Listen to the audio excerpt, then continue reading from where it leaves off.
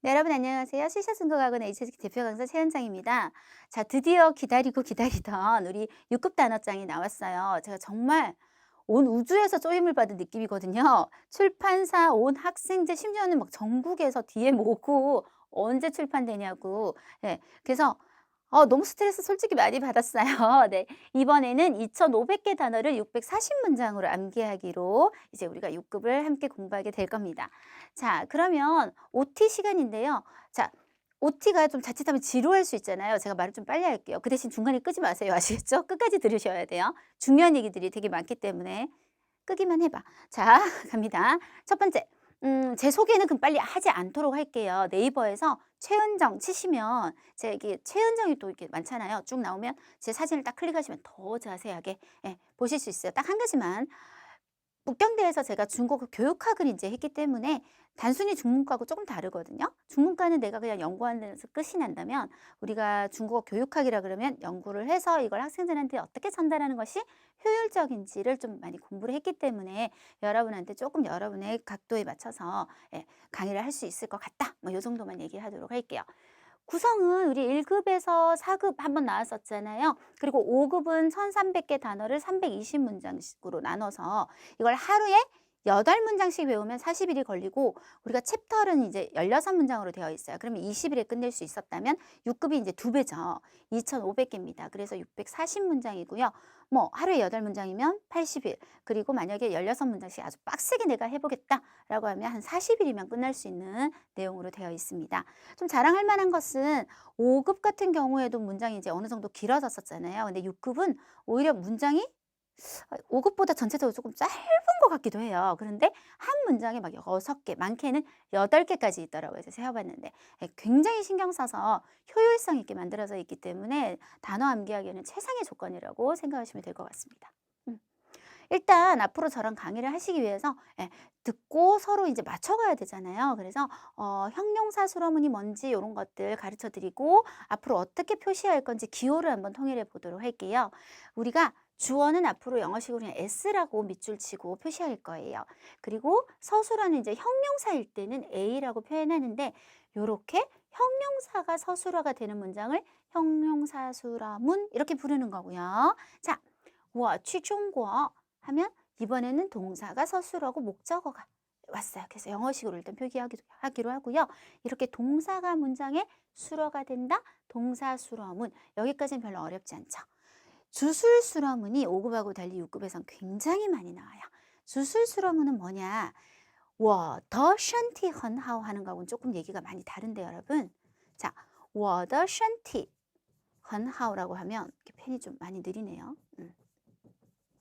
이거는 더라는 구조조사를 이용해서 확실히 꾸미는 말이기 때문에 션티가 하오하다. 구조상 얘랑 똑같죠.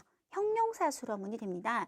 근데 我身体很好라고 하면 우리가 我가 주어가 큰 주어가 되고 나를 좀 더 묘사를 하다 보니 나는 신체가 건강하고 그 다음에 또 뭐 성적이 좋고 또 성격이 좋고 이렇게 나라는 큰 주어를 놓고 또 뭐뭇이 어떠하고 뭐뭇이 어떠하고 다시 주어 션티 하오 이렇게 또 주어 수로가 들어갔어요.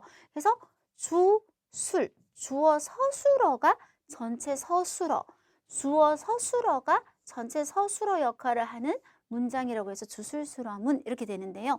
굉장히 많이 나올 거예요. 그래서 요거까지 추가를 좀 해주시고 전치사 구조, 우리 개사구라고도 얘기하죠. 개사구는 문장의 핵심 성분이 아니에요. 我在 베이징 하고 이렇게 在 베이징 같은 전치사 구조는 그냥 이렇게 괄호로 표시할게요. 우리가 괄호라고 하는 요 기호 자체가 뭔가 생략해도 되는 그닥 중요하지 않은 이런 느낌을 주기 때문에 보통 영어에서도 전치사 구조는 이렇게 괄호하게 됩니다. 쉐, 한유 똑같이 표시해 주시면 되고 서술성 목적어라는 말부터 조금 이해를 하면 지금 이렇게 취 뒤에 중국 이런 거 다 명사잖아요. 学 뒤에 한유 같은 거 다 명사지요. 그런데 일부 동사는 예를 들어 觉得 같은 거 한번 볼게요. 명사가 목적으로 올 수 있는지 한번 생각을 해보시면 觉得他 할 수 없죠. 觉得 중국, 觉得 한유 이렇게 할 수가 없어요. 그죠? 我觉得 한유 很难 같이 난 형용사 성분이 하나쯤 들어오거나 아니면 我觉得应该去中国 去같은 동사가 하나쯤 보이거나 이렇게 형용사나 동사 같은 서술어 성분이 목적어 자리에 꼭 와야 되는 동사들이 있어요. 나는 명사를 목적어로 갖지 않아. 이런 동사들이 있는데 지금도 보시면 따수안도 전형적으로 따수안 한유 할 수는 없거든요.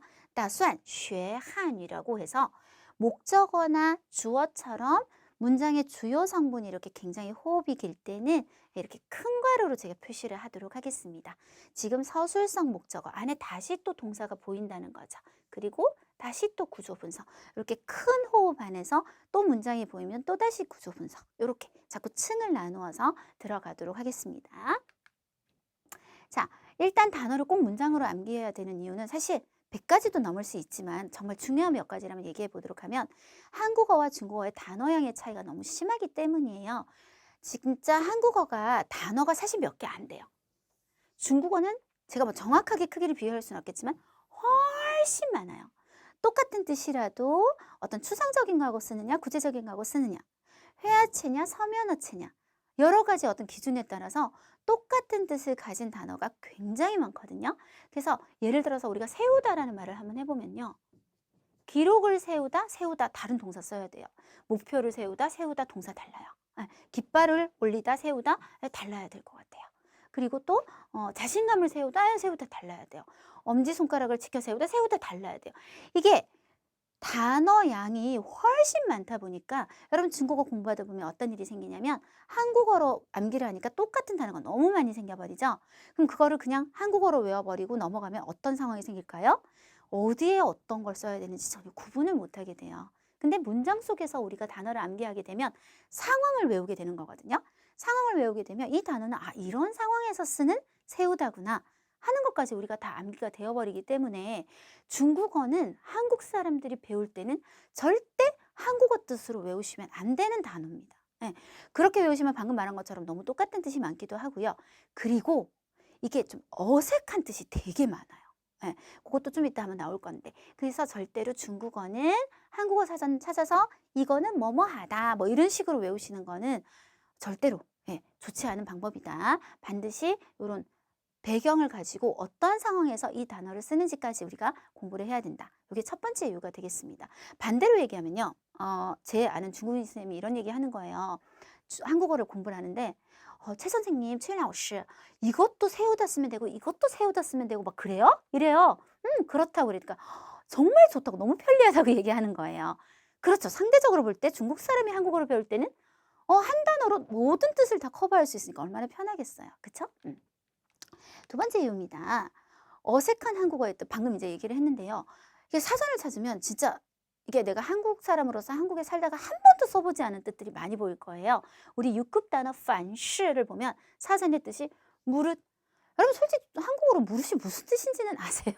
이런 문제가 생기는 거예요. 근데 더 나쁜 거는 일단 사전이 잘못했어. 두 번째 나쁜 건 여러분이에요. 그걸 또 외워. 무릇, 무릇, 무릇 막 이러면서. 그리고 뭐 삐징 이런 건 5급 단어지만 사전 찾으면 뭐라고 나오냐면 필경 이렇게 나와요. 저는요 한국에서 필경이란 말을 쓴 기억이 없거든요. 근데 필경 이렇게 외운단 말이에요. 이렇게 하니까 우리가 사실상 외워놓고는 무슨 뜻인지도 모르고 시험에 적용도 안 되고 이런 상황이 되는 거예요. 반시는 조건을 나타내서요. 이 조건에 들어가면 보통 떠우와 함께 서서 자세한 건 우리 다음에 강의에서 얘기할게요. 이거에 가면 다 돼요. 라는 흐름, 문장을 전체적으로 안 느끼면 절대 반시 단어를 쓰실 수가 없어요. 반시는 보통 방금 떠우하고 쓴다 그랬죠. 그럼 전체적으로 한번 보면 今天的晚会 오늘 파티는 凡是想参加的人 무릇이란 말을 넣으실 필요가 없거든요. 참가하고 싶은 사람이라면 또 거의 참가 모두 참가하실 수 있어요. 조건을 제시한 다음에 모두 오케이다 라는 흐름 속에서만 우리가 凡是라는 단어를 진정으로 느낄 수 있다 라는 거죠. 네, 그 다음 세 번째입니다. 단위가 길어질수록 더 효율적으로 암기할 수 있다. 어떻게 보면 굉장히 좀 모순적인 얘기가 아닌가라고 생각하실 수 있는데 사실상 길어질수록 더 암기가 잘 돼요, 여러분. 진짜예요. 한 글자가 제일 외우기가 힘들어요. 한번 외워보시면 알 텐데. 우리가 기초 하면 기초, 뭐 외우는 거 힘들지 않아요. 그거보다는 따지초 해놔야 기초를 다지다까지 우리가 해결을 해 놓을 수 있죠. 근데 나는 따는 알아. 지초 알아. 근데 둘이 같이 쓰는 걸 몰랐어. 여기서 문제가 시작되는 거예요. 근데 문장을 외우게 되면 这样 이렇게 하면 거의 뭐 할 수 있다? 왜 뭐뭇을 위해서 以后的学习 앞으로 내가 할 학습을 위해서 大基础 여기서 중요한 건 뭐냐면 大基础는 항상 전치사 뭐 하고 쓴다? 왜 하고 쓴다는 거예요. 그런데 나는 나중에 해석을 한국어로 막 해요. 이후에 학습에게 막 개를 썼다 내 마음대로. 그러면 이제 틀려버리는 거죠. 그래서 단위가 커질수록 쉽게 말하면 문장이 제일 이제 좋은 건데 문장이 되면 이 안에 당연히 기초도 외워지고 따지초까지 해결되는데 심지어는 기초를 다지다는 항상 왜하고 쓰는구나까지 저절로 그냥 습득이 되는 거니까 나중에 우리가 쓸데없는 일들을 훨씬 줄일 수가 있어요. 정말 100분의 1로 줄일 수 있다고 생각하셔도 무방할 것 같습니다. 자, 그 다음은요. 중국어. 사실 이거는 영어든 중국어든 일본어든 다 마찬가지예요. 단순히 단어의 조합이 아니죠. 언어를 망치시는 분들, 그러니까 콩글리시 이렇게 얘기하듯이 콩차이니즈. 뭔가 언어를 되게 잘 못하시는 분들의 특징은 단어를 열심히 배우는 거예요.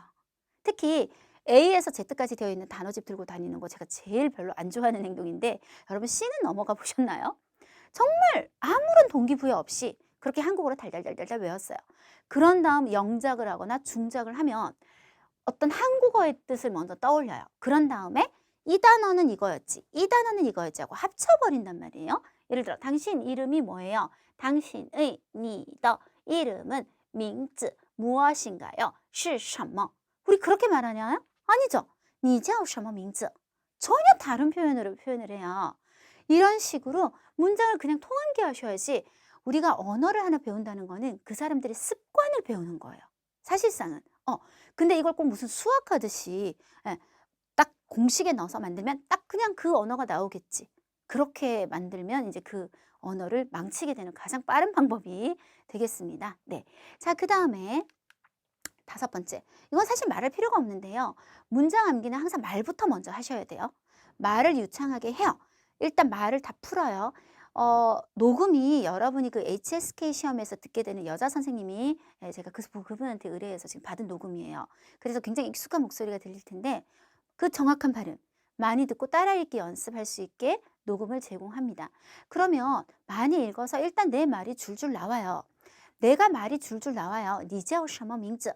그 다음에 말이 잘 나오니까 한번 써보시는 거예요. 어디 종이에다가. 써봤더니 나는 한자 하나도 안 틀리고 다 적었다. 그럼 적는 연습 제발 좀 그만해 주세요. 어떤 분들이 있냐면 니부터 계속 탐험부터 쓰시면서 이걸 내가 쓰면 외워질 거라고 생각하나 봐요. 손가락에는 기억하는 메모리에 어떤 관련된 게 없거든요. 그래서 실제로 그런 실험이 있는데 한 그래도 10번 이하로 적을 때까지는 암기의 어떤 뇌를 조금 자극을 하는데요. 그 이후로 적는, 우리 빽빽이 한다 그러죠. 적을 때부터는 뇌가 이렇게 생각한대요. 우리 헬스장 갔다고 생각하는 거예요. 우리 주인님이 지금 손가락 운동을 열심히 하고 계시는구나. 암기를 끊어버린다라는 실제 실험도 있거든요. 그래서 적는 것으로 암기하는 게 아니라 말하는 것으로 메모리를 건드리는 거예요. 기억신경을 건드려서 암기를 하고 그 다음에 써보는 겁니다. 써봤는데 한자를 내가 몇 개 틀렸다면 그 한자 하나만 열심히 조금 적어가면서 요거를 좀 외우는 거지 절대로 이렇게 먼저 적는 걸로 어떻게 해결을 해보겠다고 생각하시면 안 돼요. 그럼 말을 먼저 유창하게 하게 되면 당연히 뭐가 좋을까요? 회화가 좋아지겠죠. 어떤 의미 구조를 가진 문장을 항상 중국 사람한테 가서 한국어로 떠올리고 그 다음에 방금처럼 이 단어 쓸까? 이 단어 쓸까? 이 단어 쓸까? 한 다음에 이제 말하려고 딱 하면 이미 그 화제가 지났어. 그래서 우리는 중국 사람하고 대화하면 어떻게 되는 줄 알아요? 중국 사람이 또르르 말하면 뚜이 중국 사람이 또르르 말하면 시 이렇게 리액션 왕이 되는 거예요. 바로 나와야 되거든요. 지금 제가 한국어를 하고 있지만 제가 지금 한국어를 말할 때 어떤 말을 하고 싶은 이미지가 딱 떠오르면 바로 말하는 거잖아요. 외국어도 그런 식으로 말씀을 해주셔야 돼요. 그래서 소스가 많이 필요해요. 내가 어떤 말을 하고 싶을 때 촤라락 이렇게 나올 수 있는 회화를 잘하는 거 생각보다 간단해요. 문장 암기 많이 해주시고 여러분 문장을 통암기했어요. 장문 못할 수 없겠죠. 장문 너무 잘하겠죠. 당연히 회화와 장문은 똑같은 거예요. 얘는 말로 하는 거, 얘는 써내는 거. 이렇게 같이 향상이 되니까 이건 너무너무 좋은 학습법이 되겠고요. 또 실제 성우 방금 얘기했지요. 그래서 그분 목소리가 똑같은 우리 HSK 성우분이기 때문에 듣기 실력도 같이 향상시킬 수가 있겠습니다. 이 강의를 꼭 수강해야 되는 이유. 그러니까 보통 단어집을 굳이 강의를 들어야 되나? 꼭 들어야 됩니다, 여러분. 첫 번째는 책에 있는 용법 외에 더 다양한 사용법, 그리고 중요한 어법까지 제가 같이 여러분한테 꼭 강의를 해드릴 거기 때문이고요. 동의어, 반의어, 같은 급수에서 묶어야 되는 표현들 다 퍼져 있는 것들 한 번에 묶어서 정리해 드릴 겁니다. 이때 들으실 때 조금 중요한 거는요. 반드시 1번 문장부터 순서대로 해주셔야 돼요. 왜냐면 제가 강의를 순서대로 찍어요. 그러면 앞에서 이 얘기를 했죠. 이러면서 뭔가 공감대가 생겨야 되는데 중간부터 듣는다든지 이런 일은 절대 생겨서는 안 되겠습니다. 네, 그 다음 얘기는요. 이 강의를 꼭 수강해야 되는 이유를 딱 보여드릴 거예요. 여러분 혼자서 그냥 외우면 되지 뭐 쌤 강의를 돈 내고 들어야 돼? 돈 내고 들으셔야 돼요. 이게 구조 분석을 하지 않고 그냥 문장을 외우면 진짜 힘들어집니다. 여러분 제가 예제로 두 문장을 한번 보여드릴 건데요. 일단 한번 읽어볼게요. 飞机机撞到山峰引擎失去作用最后坠落解体了 라고 했어요. 그냥 줄줄줄 외운다? 아니요. 좀 달라요. 이 문장은요. 전체 큰 주어가 일단 페이지로 가요.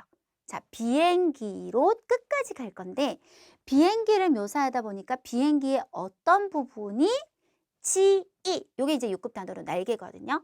날개가 撞到 어디에 부딪혔냐면 山峰 산봉우리에. 자, 요게 서술어예요. 지금 서술어. 서술어인데 또 안에 비행기를 묘사하다 보니 또 주어가 생긴 거예요. 비행기 날개가 어떠어떠하다. 그래서 아까 잠깐 얘기했죠. 주술술어문이라고 한다 그랬잖아요. 주어 수어 구조가 서술어가 된 거예요. 그리고 비행기가 다시 또 서술어예요. 서술어 1, 이번엔 서술어 2입니다. 이번에는 인칭 하면 엔진. 엔진이 시취 이런 거 다 강의 들어갈 건데 5급 단어라도 작용을 잃게 되었다. 역시 주술술어. 비행기가 또 안에 다시 엔진이 주어가 잃었다. 술어. 마지막에는 들어가서 비행기가 坠落 하면 추락하다. 그 중에서 坠 만 이제 일단은 6급으로 잡혀 있는데요. 추락하다. 이게 서술어 세 번째죠. 동사라고 이렇게 표시해 드릴게요. 추락을 했고 비행기가 어떻게 됐다? 지에티 하면 해체가 되었다. 지금 비행기라는 큰 주어의 서술어가 1, 2, 3, 4 이렇게 붙은 구조예요. 근데 구조를 알고 비행기가 날개가 击撞到山峰 해서 비행기가 인칭 실취作用해서 비행기가 最后 어떻게 돼서 坠落 해서 지에틸러. 저 지금 안 보고 말한 거예요. 이렇게 하는 거랑 앞에서부터 달달달 외워. 이거 엄청난 차이예요. 그리고 이렇게 연습을 하는 과정에서 구조 분석력이 생기면 장문, 특히 말하기도 물론이지만 장문 같은 거를 어법적으로 틀리지 않게 하는 능력이 엄청 좋아진다는 거죠. 하나 더 보여드릴게요.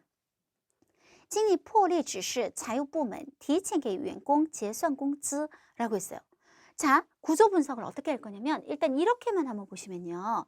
징리가 리는 이합동사니까 일단 깨뜨렸다. 전례, 선례를 깨뜨리고 지시했다.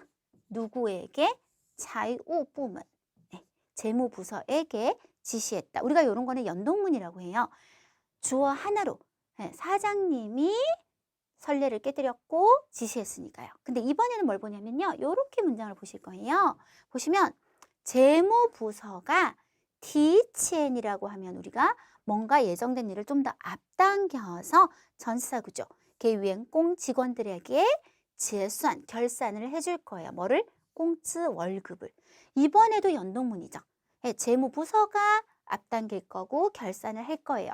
그런데 연동문 두 개가 붙었어요. 연결이 되면서 이 중간 연결고리를 하고 있는 단어가 자유부만이죠. 재무부서에게 지시를 했으니까 앞에 동사에겐 얘가 목적어였는데 재무부서가 앞당겨서 결산을 해줄 거니까 뒤에 서술어들에겐 얘가 주어 역할을 동시에 겸하고 있다 해서 얘를 겸어라고 해요. 그럼 전체는 무슨 문이 되냐면 겸어문이 되는 거죠. 이 구조를 알고 얘기를 하는 거예요. 그럼 해볼까요? 첫 번째 연동문은 经理破例指示财务部门 그리고 财务部门이提前给员工结算工资 이렇게 저 지금 안 보고 한 거예요. 구조를 생각하면서 말하는 거라 달달달달 이거 달달달달 외우는 거 너무 힘들어요. 이래서 여러분 꼭 이 강의를 들어주셔야 된다는 거. 네. 문장으로 암기하는 방법은 책을 좀 자세히 보시면 되는데요. 아까도 말했지만 항상 말이 먼저고 문장 내용을 한국어로 다 암기하는 게 아니에요. 어이구 640개 내용을 어떻게 암기해. 그게 아니라 한국어를 보면서 문장의 내용은 떠올리고 그런 다음 그걸 중국어로 만들어내는데 이때 단어 하나하나를 옮기는 건 아니라 그랬죠. 그죠? 예, 한국어 내용은 참고로 해서 어떻게 내용을 외워요? 예, 참고로 해서 중국어로 내용을 다시 상기시키면서 방금처럼 구조 분석을 배운 다음에 이렇게 말을 해보는 연습을 자꾸 하시면 되겠습니다. 네, 이렇게 해서 제가 오리엔테이션 한번 진행해 봤습니다. 기대하셔도 좋고요. 여러분 혼자 공부하는 거에 보다 이렇게 강의를 듣는 것의 효과는 제가 감히 한 300배 정도라고 얘기하고 싶어요. 돈 아깝지 않으실 거니까 꼭 같이 공부하셨으면 좋겠습니다.